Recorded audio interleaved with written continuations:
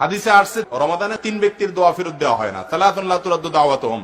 এর মধ্যে এক ব্যক্তি হলো লিস-সাইম হাত্তা ইফতির, রোজাদার ব্যক্তি ইফতার করার আগ পর্যন্ত সারাদিন ভর তার দোয়া কবুল হয়। আপনি চলছেন ফিরছেন উঠছেন বসছেন, হাত তোলাও জরুরি না, মনে মনে দোয়া করছেন, দোয়া কবুল হবে। আপনি বাংলায় দোয়া করছেন, মুখে উচ্চারণও করছেন না, মনে মনে আল্লাহর সাথে কথা বলছেন, চাওয়া পেশ করছেন, দোয়া কবুল হবে। এমনকি ওযু নাই, তাও দোয়া কবুল হবে। ওযু দোয়ার জন্য শর্ত না, যদি ওযু অবস্থা করতে পারলে ভালো।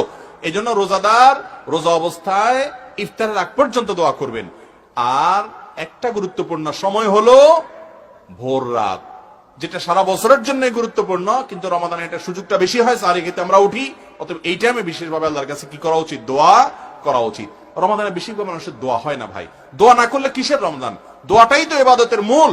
অতএব রমাদানে আপনার প্রতিদিন না হইলেও 15-20 মিনিট আপনি আল্লাহর সঙ্গে একান্তে কথা বলবেন, তাহলে ইনশাআল্লাহ রমাদান শেষে মাপ পাবেন।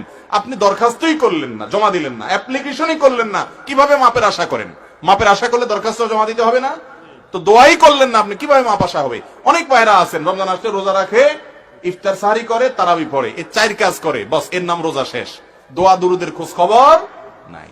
আবার দোয়া আছে ওই যে রেডিমেড দোয়া, হুজুর একটু উঠান, একটু কান্দায় দেন আমাদেরকে, হুজুরের তালে তালে কান্দেন। রেডিমেড দোয়া আছে বাবা, রেডিমেড দোয়া না, নিজের দোয়া নিজে আল্লাহর কাছে পেশ করেন। হুজুরের সাথে কি দোয়া করবেন? হুজুর হয়তো পেটে ব্যথা হয়েছে, বলবে আল্লাহ আমার পেট ভালো করে দেয়। আপনার পেটে কোনো সমস্যা নাই, আপনি বললেন আমিন। আপনার তো পেটে কিছু, আপনার তো মাথা ব্যথা, তাহলে হুজুর আপনার দোয়া করলে হবে সব সময়? আপনি তো বলবেন আল্লাহ আমার মাথা ব্যথা ভালো করে দেন, হুজুর বলবে আমার পেটে ব্যথা ভালো করে দেন। হুজুর হয়তো আরবিতে দোয়া করছে, কথার কথা আর কি, যে আল্লাহ আমার পেটে ব্যথা হচ্ছে আপনি ভালো করে দেন। আপনি জোর করে বলেন আমিন, তাহলে হুজুরের পেটে ব্যথা ভালো হলো, আপনার মাথা ব্যথা কি হবে? বুঝেন না কথা?